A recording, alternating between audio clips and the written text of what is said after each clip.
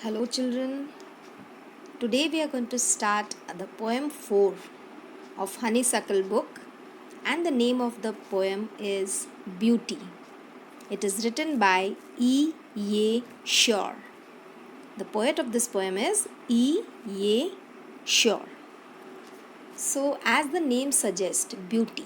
What do you mean by this word? Beauty इसका मतलब होता है सुंदरता. So, क्या होती है सुंदरता?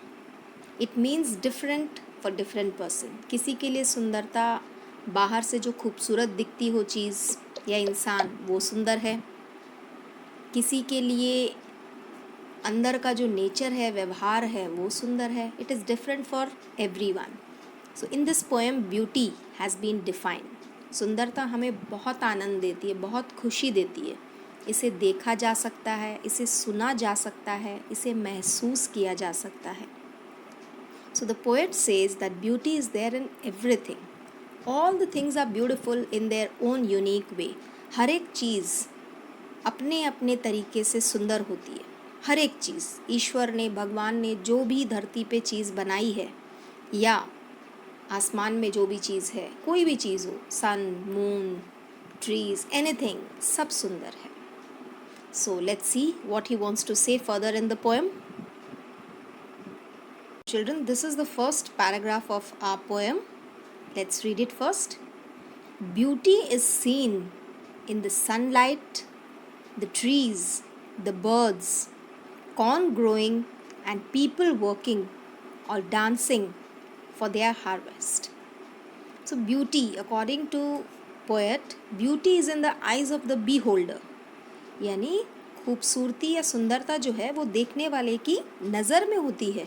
अगर किसी की नज़रों को कोई चीज़ अच्छी लगती है, हो सकता है वो किसी और को ना लगती हो. So it is the attitude of a person. Beauty is everywhere.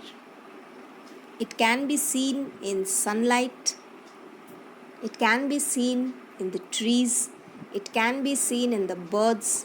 We can see beauty even in a worker.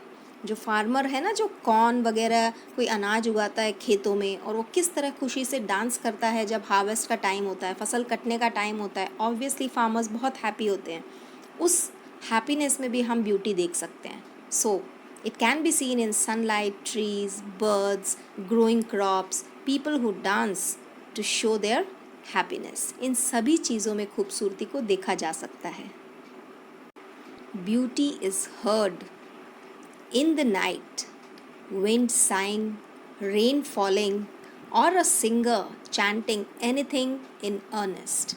So first let me tell you, earnest जो word है इसका मतलब होता है sincere या honest, जो ईमानदार. So दूसरे पैराग्राफ में पोएट हमसे कह रहे हैं कि ब्यूटी को सुना भी जा सकता है. ऐसा नहीं है सुंदरता सिर्फ दिखाई देती है, हमें सुनाई भी देती है. Beauty is a thing to be felt.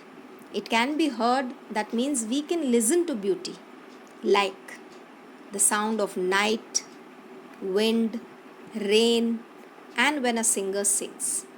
यानी जब हवा चलती है, wind sighing, हवा चलती है ना, कितनी खूबसूरत आवाज़ आती है, तो वो भी एक सुंदरता है. रेन फॉलिंग, जब बारिश गिरती है उसमें भी बहुत सुंदरता सुनती भी है और दिखाई भी देती है.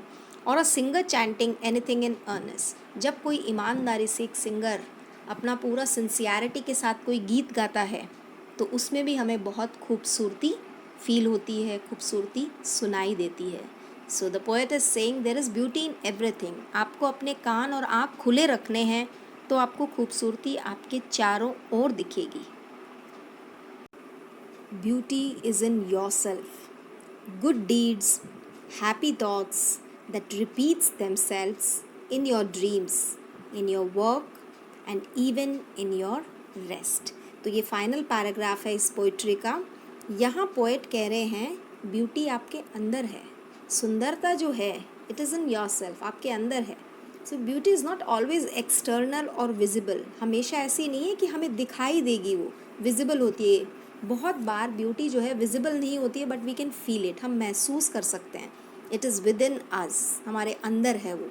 वंस गुड डीड्स, डीड्स क्या होते हैं बेटा? इट इज़ वर्क, जो काम हम करते हैं, जो कर्म करते हैं. तो अच्छे कामों के अंदर भी सुंदरता दिखती है. हैप्पी थॉट्स, अगर हम बहुत खुश हैं, हमारी सोच भी जो है हमेशा यही होती है कि हमेशा हम खुश रहें और दूसरों को खुश रखें, इसके अंदर भी बहुत सुंदरता होती है। In your dreams in your work, यानी आपके जो अच्छे कर्म हैं, आपके अच्छी सोच है, वो दूसरों को महसूस होती है, और इस महसूस होने की वजह से उस आदमी को आपके विचार, आपका व्यक्तित्व, आपका नेचर, आपकी पूरी पर्सनालिटी सुंदर दिखती है। You are beautiful for that person because he knows the good work that you are doing. So one's good acts, good works, one's wishes are all beauty. Beauty can be even in the style of resting. Thus, beauty is very vast. It cannot be fixed to one thing. सुंदरता यानी हम किसी एक को नहीं बोल सकते कि बस यही चीज़ सुंदर है. It can be anything. As every little thing around us is beautiful. We just need eyes and a heart to see it. हमें सिर्फ आँखें चाहिए खूबसूरती देखने के लिए, यानी हमारी आँखों में वो चीज़ होनी चाहिए कि हम हर चीज़ के अंदर सुंदरता देखें. जैसे एग्जाम्पल देखिए बेटा, हर बच्चे को अपनी माँ जो है बहुत ब्यूटीफुल लगती है. कोई भी ये नहीं बोलेगा मेरी मम्मी खूबसूरत नहीं है, और कोई मदर ये नहीं बोलेगी कि मेरा बच्चा सुंदर नहीं है. क्यों? क्योंकि वो नज़रें हमारी उसी तरह से होती है अपनी मम्मी के प्रति या मम्मी की बच्चे के प्रति. सो beauty lies in everything around us. So the concept of this poem is also the same thing, कि सुंदरता जो है वो सिर्फ फिजिकल एक्सटर्नल नहीं होती है, it can be inside you also. So I hope children you have understood this poem, and if there is any doubt you can contact me anytime. Have a good day.